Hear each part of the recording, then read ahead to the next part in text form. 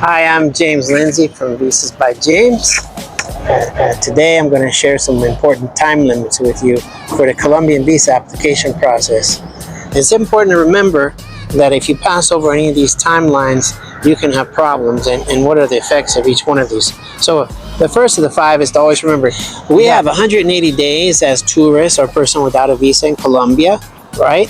But it's important to understand that if you're applying for a visa, you can't let those 180 days run up. There's no automatic extension or grace period because you're applying for a visa, right?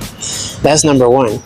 Number 2, when you're organizing documents, you need to have a plan to obtain the documents in the same time period, because one old document will sink the ship.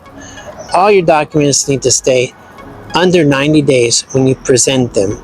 But really, you need to have that. You need to stay under those 90 days to be safe for the second visa application too. What do I mean by that? Let's go into number 3. Every visa application is limited to a 30-day period, and usually the first time, they're not going to approve you. It's possible, but you need to plan that your documents are going to remain valid if you need to submit them a second time. Because the Colombian Ministry of Foreign Affairs is looking at the date of the documents when you put them into the system. Now, there's some people, if they want to be jerk-offs, they can do it. Some of the agents will look at your application halfway through the process, and if any of the documents have passed over the 90-day period, they're going to say, I need a new document. But they're getting away from that, slowly but surely. Number 4, your visa is finally approved.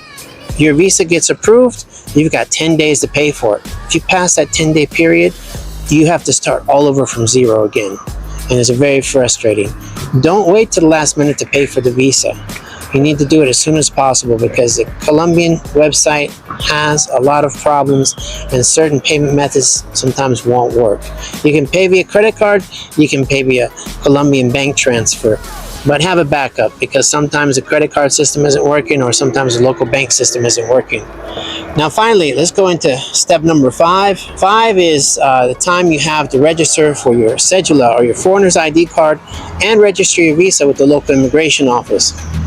Now, there are some exceptions here. You can go to other cities to register your ID card. If you live in Medellin or Bogota, it might take you up to a month to get an appointment. So to avoid fines and being over the 15-day period, you have to take screenshots of your computer to be able to prove that you are trying to get the application done. And that will save you from big fines. And they're big. I mean, if you're late 1 month, they'll fine you 2 million pesos. So it's a big deal. You don't want to have those kind of problems. A lot of times people from Medellin will go to another city, like Popayan, Cartagena, we have Cali. There's different places you can go to and you can do the visa application. But it's best, if you're going to do that, do it under the 15-day period. In Medellin and Bogota, they're used to the systems being behind. I hope you found the information useful today. Remember, you can check out our websites at colombiavisas.com or medellinlawyer.com, and follow or subscribe to our channels on Facebook, Instagram, YouTube, or X.